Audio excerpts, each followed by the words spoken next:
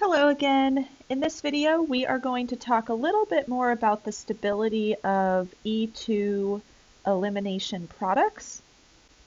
So let's start by drawing a reactant here with a leaving group.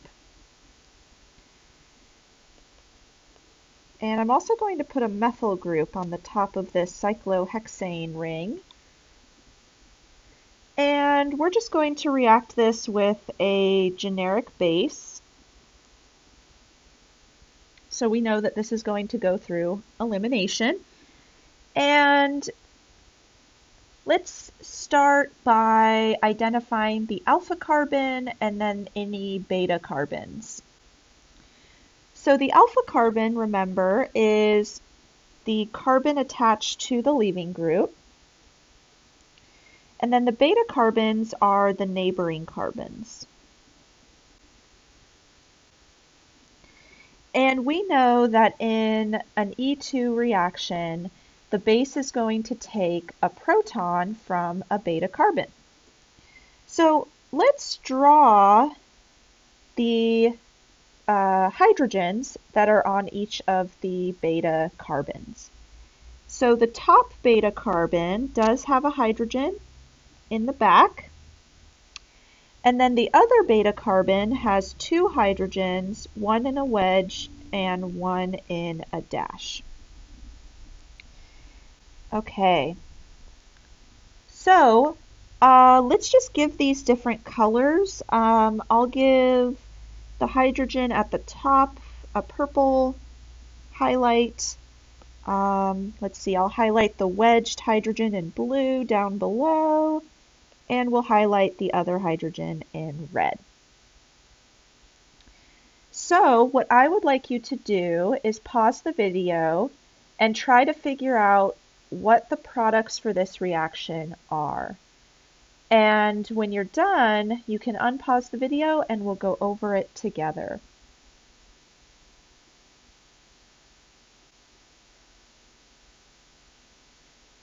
All right, so let's see what our options are here. So I'm going to draw the chair conformation for our reactant because that will help me identify which hydrogens can be deprotonated.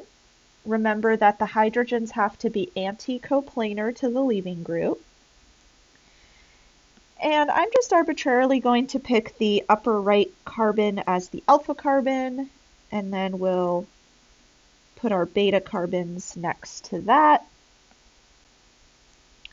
So focusing on the alpha carbon, that carbon is pointing up, so we know that the axial position will be up, and then the equatorial position will be down. And then let's look at the beta carbon down below that. So that is a down-facing carbon. So that means the axial position is down and equatorial is up. And then the other beta carbon is also pointing downward. So the axial position is down and equatorial is up. Okay, so on the alpha carbon up above, on our two-dimensional drawing, we can see that bromine is in a wedge position, which means it's pointing up towards us. So that means bromine has to be up and axial. But that works out because we saw in a previous video that in order to be anti-coplanar, the leaving group and the hydrogen have to be axial, so that'll work in our favor. Now the other bond will be a hydrogen on the alpha carbon. Now looking at the beta carbon down below, there are two hydrogens, and the blue hydrogen is pointing up towards us. So that means it must be equatorial since that's the up position on that carbon. And then the red hydrogen must be pointing down in an I didn't mean to do that, but in an axial position. I meant to hit the highlighter. There we go. All right, and then looking at the other beta carbon, the methyl group is pointing up towards us, so that will be in the up equatorial position. And then the hydrogen will be axial down, and that is purple. Okay, so now let's try to identify which hydrogens are anticoplanar to the leaving group, bromine. So we can see already that the blue hydrogen is not anticoplanar, it's not axial, so it's not in the same plane as bromine. But if we look at the red hydrogen, that is anticoplanar to the leaving group. And actually, the purple hydrogen is also anticoplanar to the leaving group. It's a little hard to see from the side, but if we were to turn this chair conformation to the side, or the other side, I guess. So if we were looking at it down this bond, we would see that the purple hydrogen is in the same plane as bromine, and it is opposite to bromine. Okay, so that means we have two different hydrogens that the base could deprotonate, and that tells us we have two different products. So I'll use red for the red hydrogen. So the base can take the red hydrogen, which will then leave its shared electrons behind to form a double bond, and then bromine will leave. So our first product will form a double bond to the right, and then we still have that methyl group up above in a wedge. And then our other product, I'll use blue for these arrows. Our other product, the base is going to take a hydrogen, the purple hydrogen, and then that's going to leave behind its electrons to form a double bond, and then bromine will leave. So we'll have cyclohexene, but this time the double bond is to the upper right. Now, since we did take that hydrogen on the top carbon, that carbon is no longer sp3 hybridized. It's now sp2 hybridized. So the methyl group is no longer in a wedge. It's just planar with the other bonds. Okay, so let's actually take a second to name these two products.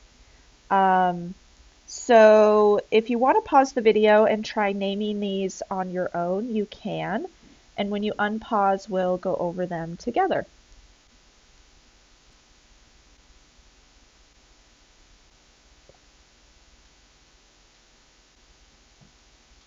Okay, let's start with the first one. So we do have a stereocenter. The carbon bonded to the methyl group does have 4 different groups attached. So we have the carbon up above in the methyl group, the carbon to the left, and the carbon to the right. And these are all different. They're bonded to different atoms or different numbers of atoms. So I know right away that the methyl group will have 3rd priority. Well, we know right away that hydrogen in the back will have 4th priority.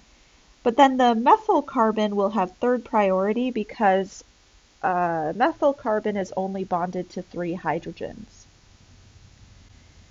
Now, if we're comparing the left carbon and the right carbon, the left carbon is bonded to another carbon and 2 hydrogens. And then the right carbon is bonded to a carbon down below, but it's double bonded to that carbon, so we get a ghost carbon. And then a hydrogen. So the carbon on the right will have highest priority because it's bonded to 2 carbons technically, whereas the carbon on the left is only bonded to 1.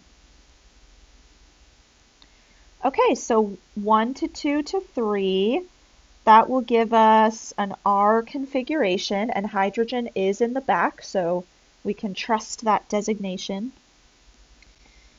So we can start out naming our molecule with an R in parentheses. Okay, and then the methyl group is our substituent here, so we need to give it a location on the ring. So that means we need to number the ring. Now remember, with alkenes, we want to make sure that the double bond is or has the lowest number possible. And then we also want to give the substituent a low number as well. But first priority is the double bond. Okay, so maybe I'll start up here. 1, 2, 3, 4, 5, 6. Nope, methyl does not have a very low number there, and I'm sure I could number this differently to get a lower number for methyl. So maybe I'll go the other way. 1, 2, 3, 4, 5, 6. There we go. Additionally, the double bond has to have sequential numbers. So for instance, you couldn't number this, let's see, let me show you what I mean here. So you can't number this 1, 2, 3, 4, 5, 6, because then the double bond is between carbons 1 and 6, and those are not sequential. So you have to have the double bond between, or you have to number the double bond so that you have sequential numbers on it. I don't know if that made sense, but I just wanted to make sure there wasn't any confusion there. So we'll number this again, 1, 2, 3, 4, 5, 6. So that means the methyl group is on carbon 3. And then we can just name the rest of the molecule cyclohexene. And it's just understood that the double bond is at position 1. Now for the other product, this is a little easier to number and name because the double bond and the methyl group are on the same carbon. So we can just start numbering there. And that gives the double bond and the methyl group the lowest numbers possible. So this would be 1-methyl cyclohexene. And again, this does not have a stereocenter. The carbon attached to the methyl group is only bonded to 3 groups, not 4, so it's not a stereocenter. Okay, now another question. What is the relationship between these two products? Are they enantiomers, diastereomers? Are they constitutional isomers, or are they identical?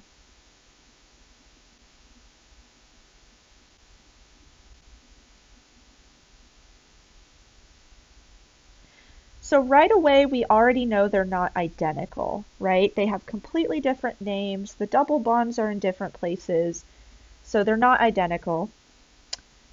Additionally, we know that the second product doesn't have a stereocenter, so automatically it can't be an enantiomer or a diastereomer. So that leaves us with constitutional isomers. The other way that you can tell these are constitutional isomers is, again, the double bond is in a different place.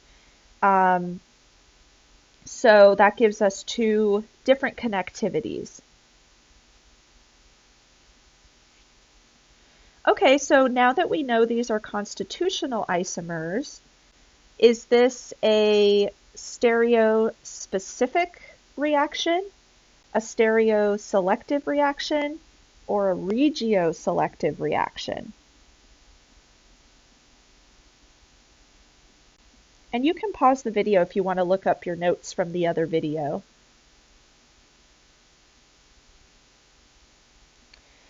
So remember that if you have constitutional isomers or an unequal mixture of constitutional isomers, then that means you have a regioselective reaction.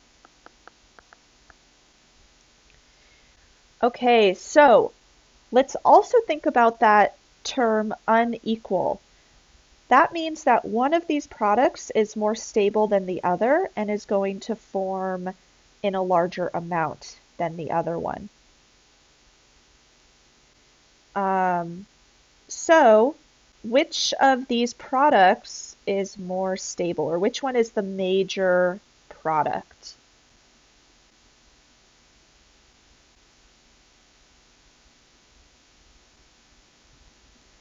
So let's actually write that question down. Which of the two products is the major product?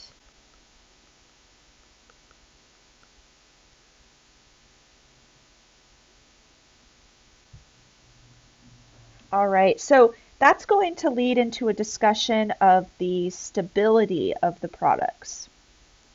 So let's compare those two products a little bit further. So I'm just going to redraw these two products that we formed.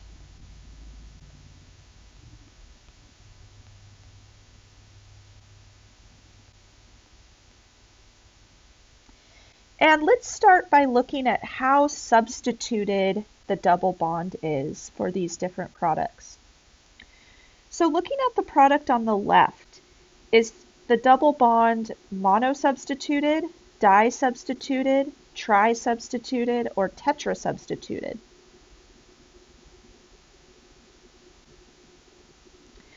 Well, there's really only two groups bonded to that double bond, so it is disubstituted.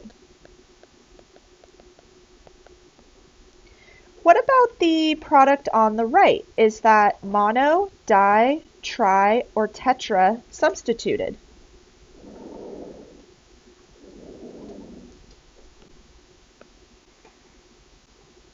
Well, there's three groups attached to that double bond. So this is a tri-substituted alkene.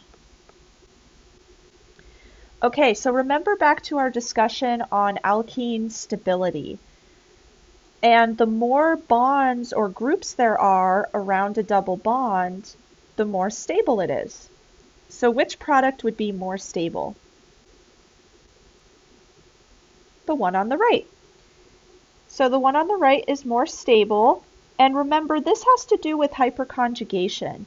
So the more groups bonded to the double bond, the more hyperconjugation, and the more stable it is. All right, so that means that the disubstituted alkene is less stable. Now, let's also talk about thermodynamics versus kinetics. So remember from a while ago, we talked about how you could have two different pathways for a reaction. One where you have a really small activation energy. So the reaction occurs really quickly, but the products might not be that stable. And then you can have another pathway where you have a high activation energy. So you might need to turn up the temperature a bit to get the reaction going, but you end up forming more stable products as a result. So let's just take a look at our reactant again. And we'll also draw those hydrogens from before.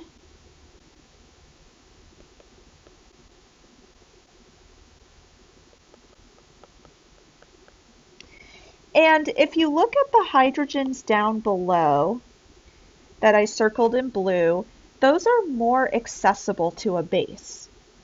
So a base can take those hydrogens really quickly, and that means that the product after the deprotonation of those hydrogens will form more quickly, and that will be the kinetic product. So let's just write that down. So these are more accessible protons. So this will be a faster reaction.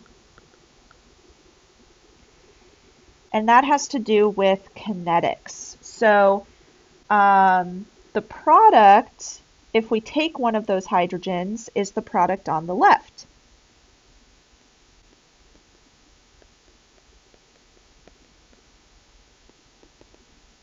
So that will be our kinetic product.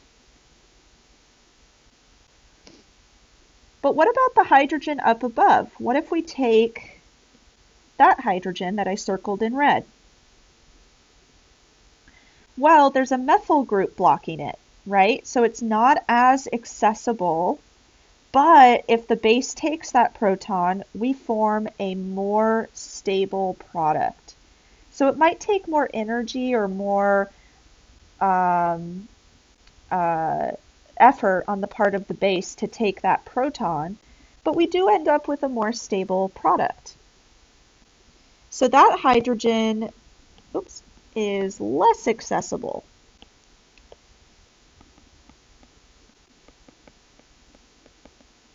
So that requires more energy to take.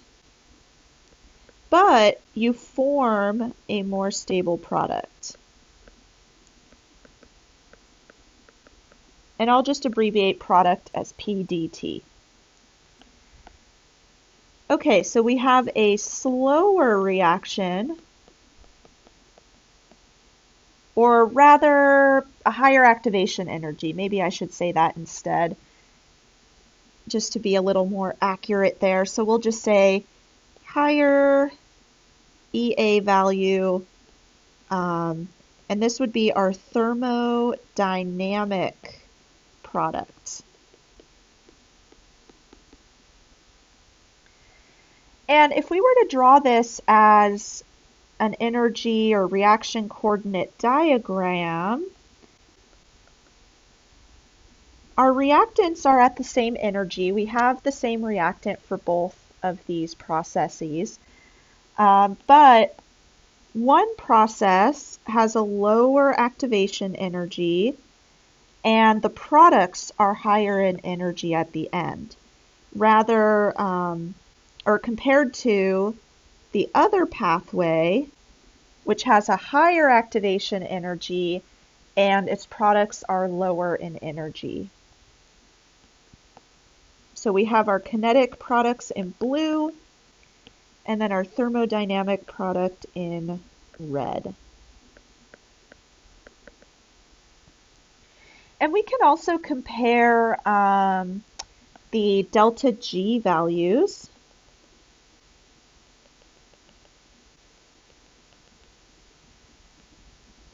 So the delta G value for the thermodynamic product is much larger than the delta G value for the kinetic product. And the delta G value for the thermodynamic product is more negative, so more spontaneous.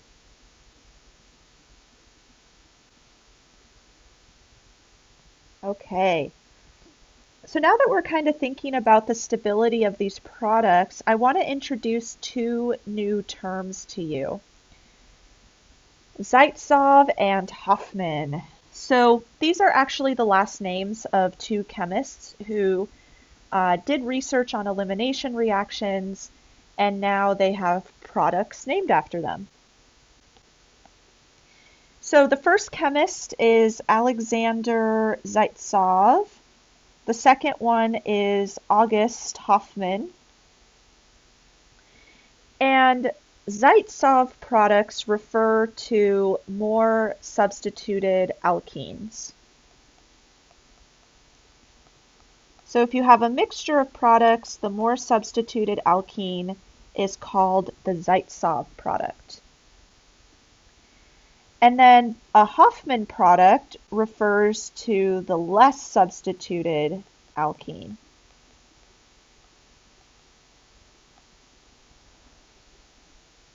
So let's again draw those products that we were just looking at from before.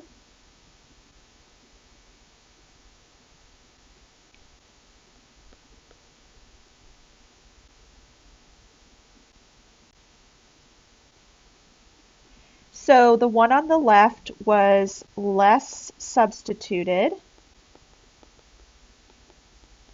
So that is our Hofmann product. The one on the right was more substituted.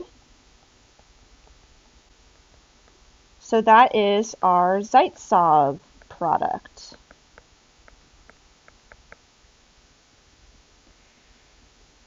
So some scientists are kind of moving away from using scientists' last names for different descriptions, but these names might still show up on standard exams, for instance, that you might take in the future. So we should talk about them and use them for now.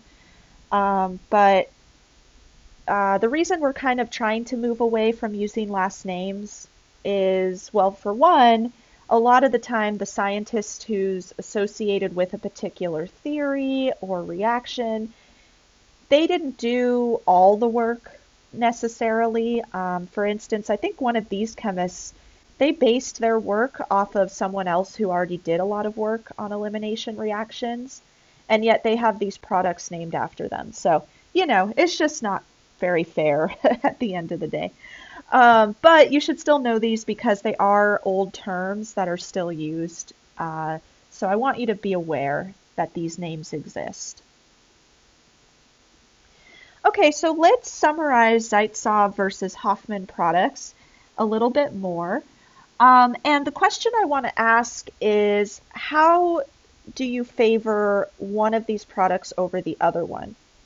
Because let's say you don't want to go through the whole hassle of producing these two products, so a mixture of these two products, and then you have to separate them.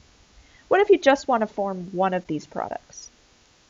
Well, a bulky base will favor the Hofmann product.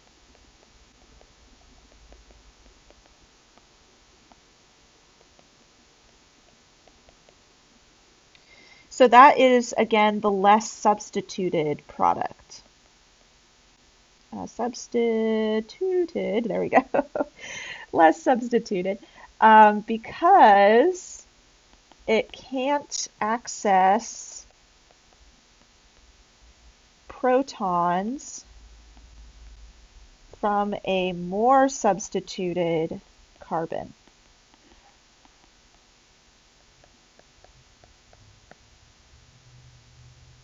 Okay, so for instance, let's go back to this slide.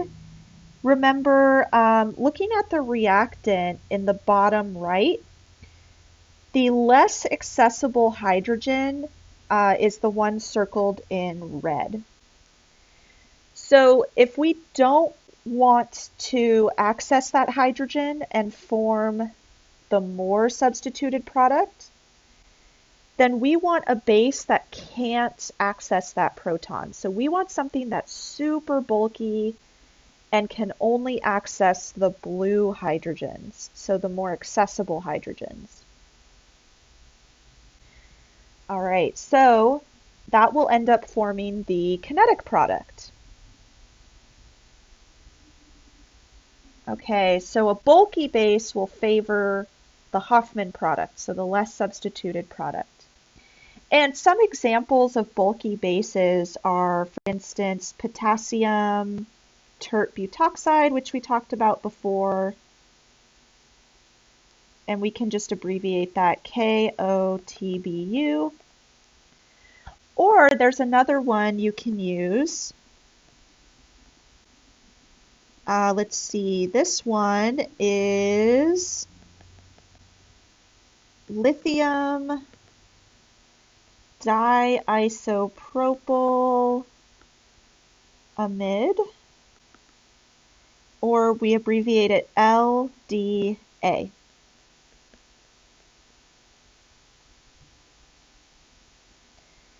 Now, if you want to favor the formation of the more substituted product, so the Zaitsev product, then you'll use a small base.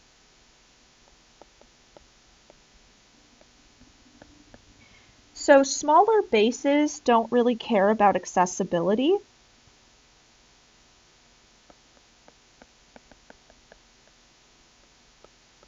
Because they are so small, they can just kind of reach right in and grab whatever they need.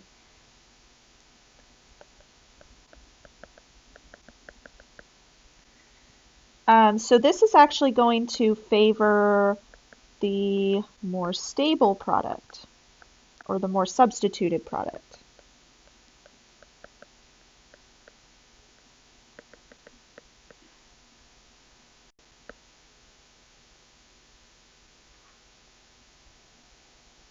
Okay. So before we go, let's just quickly summarize E2 and E1 reactions, just so we have a general overview of these elimination reactions. Now we've mostly talked about the E2 reaction because there's a lot of different things that are going on with E2 elimination reactions. So let's start there. So in an E2 reaction, we know that it is a concerted reaction. It's also a second order reaction. And again, concerted means that everything happens in one step. It all happens at once. And remember, the rate for this reaction is equal to a rate constant times the concentration of the substrate times the concentration of the base.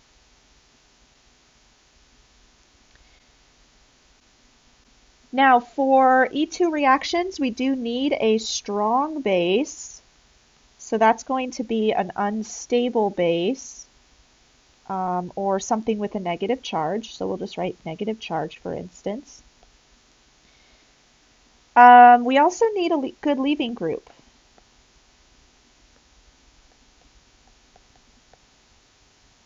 It doesn't have to be as good as an E1 leaving group, but it should still be a fairly good leaving group. We also saw that we need an anti-coplanar hydrogen to the leaving group.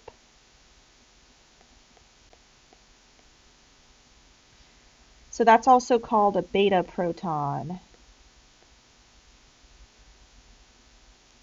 And then we saw that we can have both a Zaitsev product and a Hofmann product.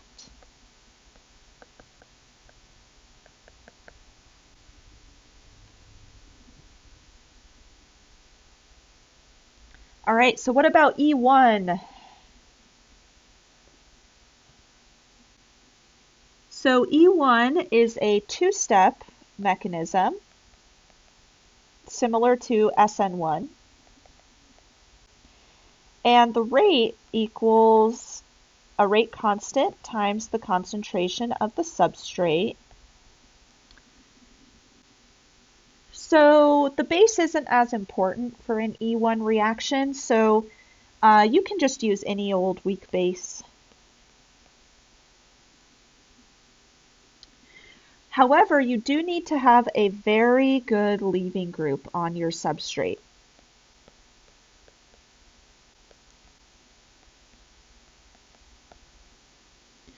And sometimes that involves converting your leaving group to a better leaving group.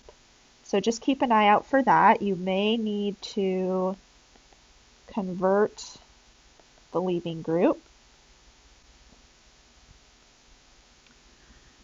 Additionally, you need a stable carbocation because remember, the leaving group leaves first to form that carbocation intermediate, similar to SN1.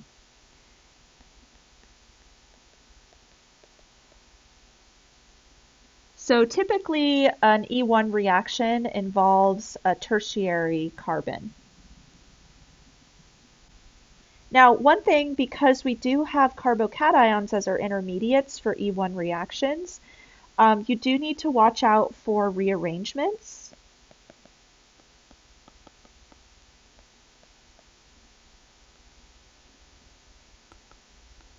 So for instance, you might recall from the substitution activity we did that you could start out with a tertiary carbocation, so it seems stable, but if that positive charge can be part of resonance, then you might have a 1,2 hydride shift or a 1,2 methyl shift in order for that to occur, because resonance is actually more stable, or I guess very stable. Okay, so hopefully this helps a little bit with kind of wrapping our minds around all of these different components for elimination reactions. And in the next video, we're going to go over all of the different mechanisms we've learned. So SN1, SN2, E1, and E2. And we'll also do a couple of practice problems. So I will see you then.